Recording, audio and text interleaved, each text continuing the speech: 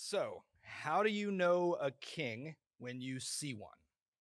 How do you know a king when you see one? By definition, a king is a couple of things. A king is the king of something. A king has boundaries, territories, labels, whether it's the king of rock and roll or the king of this country. A king has territories and boundaries. A king is a lifetime appointment. When you are king until you die, whether your life is taken from you in battle or by coup, or you die of old age and natural causes after running through the seniors ministry and all that good stuff. A king is a lifetime appointment, and there's only one. There's no such thing as co-kings. There's no such things as, if you've got two quarterbacks, you've got no quarterback. If you've got two kings, you've got no king. And kings have territory, kings serve for life, and there's only one king. Now, in the Bible, it would make sense that here's kings and here's gods, right? But these ideas, at least in biblical times, especially in Old Testament times, those ideas don't naturally translate from whatever we think about a king. We must believe the same things to be true about gods, because when our God starts communicating to his people and starts saying, this is who we are and this is who we want to be, God has to lay down very specific rules right away when it comes to the worship of only one God. Here's the first two of the 10 Commandments. This is in Exodus 20. The people, if you know the story, the people were slaves in Egypt. God brought them to freedom through the Red Sea, plagues and miracles, fed them manna in the wilderness, all this language we've been sharing together. And when Moses goes up on Mount Sinai and God's going to give Charlton Heston the 10 Commandments on the two tablets, right? He brings them back down to the people. The first two commandments go like this. God spoke all these words. I am the Lord your God, who brought you out of the land of Egypt, out of the house of slavery. You shall have no other gods before me, and you shall not make for yourself an idol, whether in the form of anything that's in heaven above or on the earth beneath, or that is in the water under the earth. It makes sense to us to say, well, yeah, there's only one king. And in our culture and context in the world today, monotheistic one God religions have ruled the day for a long time. But in that culture and context, thousands of years ago, polytheistic, multiple God religions really had the lay of the land. And so God, at the beginning to his people, has to say, look, the first two rules are no other gods and no idols. Now, to you and I, not just these two, but many, if not all of the 10 Commandments, to you and I can seem easy to keep on a surface level. So like these two commandments, for instance, it's easy for us to say, okay, no other gods, be a Christian, got it. And no idols, don't make any graven images, got it. I won't make any little statues of Buddha or Peyton Manning or anyone else that I'm going to seek to follow or anything like that, right? No statues of Dolly Parton over here. I feel like we need a funnel cake scented candle this morning, and we're the funnel cake candle short of perfection this morning. It's easy for us on the surface to say, no other gods, got it. No idols, no problem, got it, got it. But when Jesus comes along, when Jesus reflects back on the 10 Commandments, Jesus says, I haven't come to abolish any of this. I've come to fulfill it. And in its fulfillment, these things, not just these two, but all 10, these things are much more about what's going on underneath than they are what's happening on the surface. Jesus will say things like, you've heard it said, thou shalt not commit murder. I say to you, if you're angry with someone, you're already on the path of committing murder. You've heard it said, thou shalt not commit adultery. Don't sleep with another man's wife. I say to you, if you're lusting after someone, you've already committed adultery with them in your heart. You've heard it said, thou shalt not bear false witness. Don't lie under oath. But I say to you, let your yes be yes and your no be no. Jesus takes these commandments and says, in their fulfillment, these things are about not just who we are on the surface, but who we are really on the inside. And we are going to need grace. That, as we often say, is the good news, is that grace is here. But if we ask ourselves about those first two commandments, what do they sound like in their fulfillment? If Jesus is about not the surface, but the underneath, what do the first two commandments sound like in the fulfillment of the law? Maybe we would ask the question best this morning this way: what false gods am I most tempted to follow? What false gods am I most tempted to follow? Now, again, you're sitting in a church on a Sunday morning or watching a church podcast, church YouTube, or listening to a church podcast. You've got some level of buy-in to even be here. So on the surface, we understand that the temptation for us, at least the people sitting in this room, the temptation is probably not, do I follow Jesus or do I follow Muhammad? Not other religions and those kinds of things. But that doesn't mean that this isn't a very real and present temptation, not just for Christians, but for human beings. There is a reason that God starts here in these commandments. What false gods am I most tempted to follow? What are things for me that can become idols? What are things that can become the path of mammon, pursuing more and more and more wealth and stuff and all of those things like that? Because there's a truth about false gods that if you knew they were false from the jump, you never would have followed them. But false gods have a way of providing something to us on the front end. If you look at some of the things that are most damaging and dangerous in the lives of families and communities today, they are false gods that are often based on or corrupted versions of things that were originally created good. Grapes, wine created good, but that can turn into alcohol, which can become a false god. Sex created good, a gift from God that can lead down roads with pornography. Sports, one of God's greatest gifts on this earth, which can lead swiftly to, why are you laughing? Which can lead swiftly to one of gambling and all kinds of other things that can send us down corrupted paths. Listen, no joke this morning. Like for some of us in this room, we would say that wine, sex, and sports are three of the best things that God put on this earth. And they are also three of the things that can most swiftly take us down a path that we did not originally mean to follow. What false gods am I most tempted to follow? There's this quote that I really like by a psychologist named Jeffrey Satinover, who says, "Idols ask for more and more while giving less and less until ultimately they demand everything and give nothing." Idols ask for more and more and give less and less until eventually they demand everything and give nothing. So this certainly can be true for addictions, for things where we are in need of recovery, but it can also be true for just all kinds of ways in which we seek to find the ultimate in something that is not meant to be ultimate. Walter Brueggemann, who wrote a great commentary on Exodus, uses this language. False gods are where we seek to find the capital U ultimate of something in a thing that is not actually ultimate. Think about in those days when we say that everyone could understand that there's only one king, but then why are there all these multiple gods? In a much more agricultural society, it almost becomes the reflex to say, okay, I need rain, and I need some sunlight, and I need harvest, and I need fertility. And all of these things kind of take their own shape, not just in Egypt and among the Canaanites, but in ancient religions, this kind of agricultural-based polytheism happens all the time. And again, to us, that can seem foreign because that's not the world in which we live, nor is it the world that our God commands us to live in. But if you lived back then and you needed rain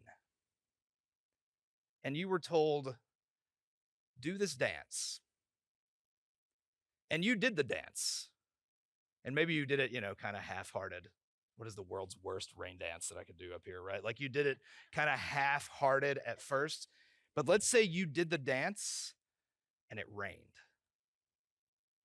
What does that do to you? What does it do to the ways in which you believe that things work? Here's what I know. I know that some teachers at Powell Elementary School, where my son goes, when snow threatened, told my kids, if you take ice and shove it down the toilet, it'll snow. And they did, and it did. And so now, like, I have genuine fear that my kids are gonna throw, like, this is May the 4th, and it'd be like, we need some snow, let's get some ice and throw it down the toilet and see what happens, right? When I was in school back in the we need a middle-aged ministry. Back in the 80s and 90s when I was in school and you didn't have text alerts and all that, I went to Alcoa, which closed for nothing. And back then, you just had to, remember you had to watch the news to see if your school was closed? The little ticker at the bottom. And they did it in alphabetical order, which means we didn't have a chance. We didn't get to hope at Alcoa. The thing would flash at the bottom and say, closed today, Anderson County. And then you'd say a bad word and get in trouble, and then you had to go to school anyway. If you do the dance and it rains, if you do the dance and it rains, are you more or less likely to do the dance the next time? About any ancient religion. Rob Bell, years and years ago, did a great sermon on this called The Gods Aren't Angry, where he talked about that it's the nature of sacrifice, that no matter whether you get what you were praying for, sacrificing for, dancing for, or you don't, whether you get it or you don't, sacrifice always escalates. If you do the dance and it rains, that's great. The next time you do the dance and it rains, you're going to dance more. You're going to sacrifice more. If you do the dance and it rains, and then you do the dance and it doesn't rain, the next time, are you going to dance more or less? Because it's so easy to tell ourselves. In this way, sacrifice almost becomes like magic. Andy Crouch talks about this in some of his books, where sacrifice becomes magic to say, I did the dance and it didn't rain.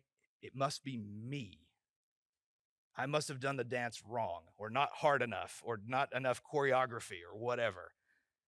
Next time I got to dance better. Next time I got to sacrifice more and more and more and more. And sometimes it works and sometimes it doesn't, but it worked at first and it gave us all of this energy and all of this potency in ways in which we were vulnerable and all of this stuff. But eventually we become enslaved to the process itself. And sacrifice asks more and more and more and more of us along that path. This is why God, in that opening language of the Ten Commandments, reminds the people, I am the one who set you free. Because you and I are going to be tempted in so many ways to chase things and do things that don't set us free, to chase things and do things, even in the name of good religion, that don't actually set us free. They just can become more and more of a prison for us. God says from the jump with the Ten Commandments, I am the Lord your God who brought you out of Egypt. I am the one who sets you free. Here's how to live to stay free. And one of the ways we do that is by asking this question: what false gods am I most tempted to follow?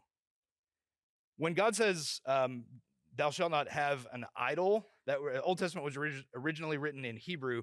The word idol can also be translated as image. So there's a version of this where God says, don't make any image, which is to say, don't look for me in something that's not me. Because if you look for me in something that's not me, some of those can be the most dangerous temptations of all. When I was in my early 20s, I was chasing this girl around. It was a super toxic and unhealthy relationship situation. And I remember coming to a point with that where, like, I couldn't even bring myself to pray, God, your will be done, because I didn't want to entertain a notion where that relationship didn't work out. And even though God was up there being like, you should pray for that, like, this would be really helpful if you would do that and move on. Do we have things in our lives? Do you have things in your life where you're like, I can't even I've become so entwined with the pursuit of this thing. And somewhere along the way, I've started putting the image of God on top of it or into it where it's kind of become idolatrous. And I can't even pray I can't even hold it with open hands to say, God, your will be done in this situation, because I keep telling myself it's got to be this thing. Where do we look for the image of God in things that are not God's? What false gods am I most tempted to follow? This question, I realize, is not one where, like, the real truth of whatever this question is, the real answer for whatever this is for us, it's not one necessarily where we want to be like, turn to your neighbor and tell them the things that you struggle with the most. No, I'm not going to make you, don't worry. But like, I can get, like, there's the cute answers for me of like, what false gods am I most tempted to follow? I'm tempted to follow the god of caffeine, right? Like, that's a cute answer, and it's true. I mean, I worship at the altar of caffeine. I've worshiped at the altar of caffeine twice already this morning. So, like, that's a real thing, and I get it. But the real thing underneath that is, like, why do I always have to have something to drink around me all the time? What happened to me that made me this way to always have to be like, I just need, and like, not alcohol, just anything of like, why do I have to have this bottle of water up here right now? What false gods am I most tempted to follow? I worship at the altar of a perfect church, of like, yeah, this is good and weird and all that, but like, oh, what more could we be? And what about this? And what about that? And what if we did this, but with 7 more instruments? And what if we did like all this other stuff? Like, that's a real thing. That's a real temptation. There are many of these false gods and the ways they tempt us that make us reject what's good and beautiful for these false notions of what would be perfect, that is really just the same treadmill over and over and over of, we could do it even better, this could be even more, and this and this. And I'm tempted all the time to follow the false god of unity, to believe that the answer is always the one that you can get the most number of people to agree on, and not the one that might actually be more fruitful, even if it's slightly in the minority. The truth for us is that God is the ultimate end and not a means to an end. Whenever we find ourselves using God as means to an end, that end probably has become somewhat of an idolatrous relationship to us. But whereas sacrifice asks more and more and more and more and gives less and less and less and less, this God, who calls us from the beginning to have no other gods and no idols, this God, in a story we tell every Sunday, this God sends himself, this God sends his son, who makes one sacrifice and then sits down at the right hand of the Father. This God not only is the sacrifice, this Jesus not only is the sacrifice for us, he breaks the whole system. Reminds us that it is his blood shed for us, and that we don't have to crucify him again. We don't have to bring this lamb or this dove. We don't have to be part of this system.